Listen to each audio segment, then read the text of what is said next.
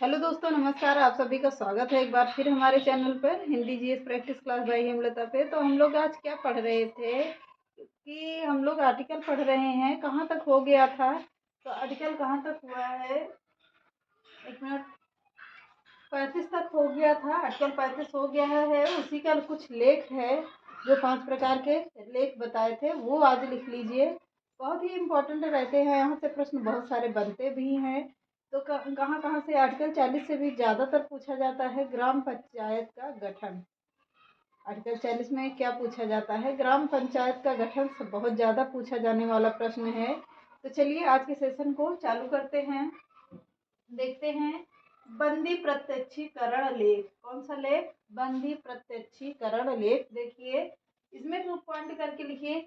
यदि किसी व्यक्ति को अवैध रूप से बंदी बनाया गया है तो यह लेख जारी किया जाता है।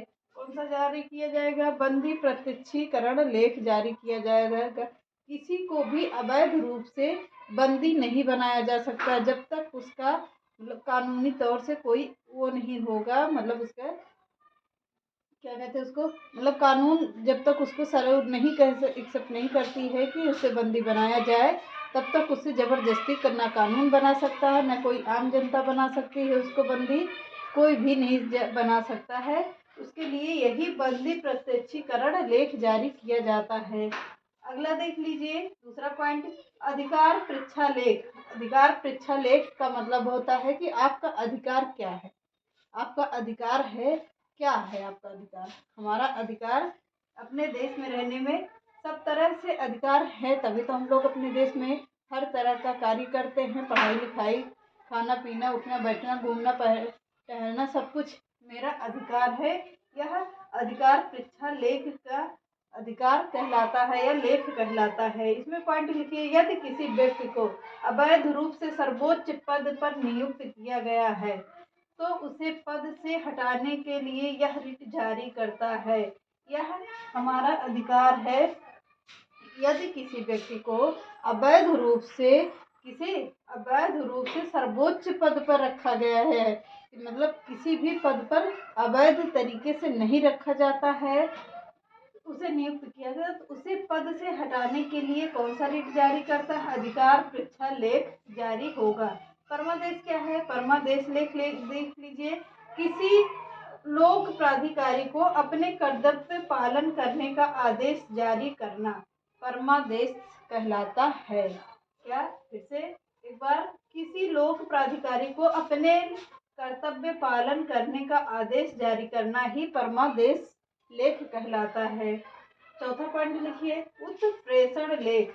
उत्प्रेषण लेख का अर्थ क्या है? अधीनस्थ न्यायालय में लंबित पड़े विवादों उच्च न्यायालय में भेजना, ये होता है प्रेषण लेख। फिर से देख लीजिए, अधीनस्थ न्यायालय में लंबित यानी लंबे पड़े समय से पड़े विवाद को न्यायालय में भेजना कौन सा लेख जारी करेगा? कौन सा लेख भेजेगा? उत्प्रेषण लेख। लंबे समय से चल रहे विवाद को जो बंद पड़े थे उसे उच्च न्यायालय भेजने का कार्य कौन करेगा? तो उत्प्रेषण लेख करेगा। पांचवा लेख देखिए, प्रतिषेध लेख। अब यह क्या कहता है? यह कहता है अधीनस्थ न्यायालय को अपने क्षेत्राधिकार से बाहर जाने से रोकने के लिए यह लेख जारी किया जाता है। मतलब प्रतिषेध लेख अधीनस्थ न्यायालय में अपने क्षेत्र के अधिकार को बाहर जाने से रोकने के लिए कौन सा लेख जारी किया जाएगा? प्रतिषेध लेख जारी किया जाएगा। अब हम लोग कौन सी आर्टिकल देखेंगे? आर्टिकल 36। यहाँ पर क्या है आर्टिकल 36 में? राज्य की परिभाषा। आर्टिकल 36 हेडिंग डालिए और इसमें लिखिए राज्य की परिभाषा। कौन सा आर्टिकल? तो आर्टिकल 36 होता है। आर्टिकल 37 देखिए, राज्य के नीति निर्देशक तत्व को न्यायालय द्वारा परिवर्तित नहीं किया जाएगा। आर्टिकल कौन सा है?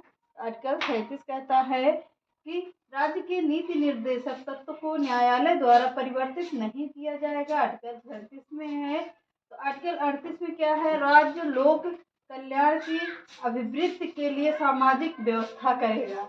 क्या कह रहा है आर्टिकल 38? तो राज्य लोक कल्याण की अभिवृद्धि के लिए सामाजिक व्यवस्था करेगा। कौन सा आर्टिकल? आर्टिकल 38। आर्टिकल 39 में देखिए, महिला और पुरुषों को समान कार्य करने के लिए समान वेतन दिया जाएगा। आर्टिकल किसमें? तो आर्टिकल 39 में है कि महिला अगर पुरुष जो भी समान कार्य करते हैं तो उन्हें समान रूप से वेतन दिया जाएगा। जैसे आदमियों को क्या था, पहले 200 दिया जाता था और लेडीजों को कितना, 100 रुपये। तो ऐसा कोई भी नहीं बाउंडेशन होगा कि मतलब हम लेडीज है तो उन्हें कम देंगे और आदमी है तो ज़्यादा कार्य करते हैं उन्हें ज़्यादा देंगे मजदूरी। तो ऐसा कुछ भी नहीं है। अब इसमें दिया जाता है कि अगर महिला है तो उसे भी उतना ही वेतन दिया जाएगा 200, आदमी है तो उसे भी उतना ही वेतन दिया जाएगा 200। इतना समझ में आ गया। आर्टिकल 40 देखिए। आर्टिकल 40 में क्या है? ग्राम पंचायत का गठन। बहुत ज़्यादा पूछा जाने वाला प्रश्न है। ग्राम पंचायत का गठन आर्टिकल 40। ग्राम पंचायत का गठन आर्टिकल 40। बार बार बोलिए और रट जाइएगा। आर्टिकल 41 में क्या है? कुछ दशाओं में काम किया लोक सहायता का अधिकार। क्या है?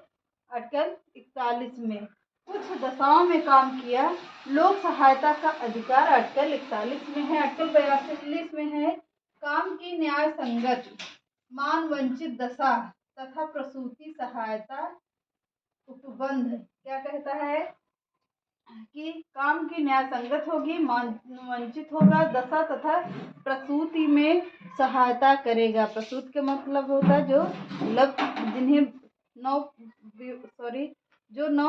मतलब क्या कहते हैं उन्हें, जो प्रसूति होती है, जो क्या उसे समझाएं आप लोगों को, मतलब जिसे नया बच्चा होता है तो उसे अस्पताल में उसे सहायता के रूप में 1400 रुपये दिया जाता है कि प्रसूति की अच्छे से देखभाल हो सके। वो किसके तहत? तो आर्टिकल 42 के तहत होता है। आर्टिकल 43 में देखिए, कर्मकारों के लिए निर्वाह मजदूरी उद्योग कृषि। कर्मकारों के लिए क्या होगा कि निर्वाह करेगा, मजदूरी भी देगा और उद्योग कृषि भी देगा।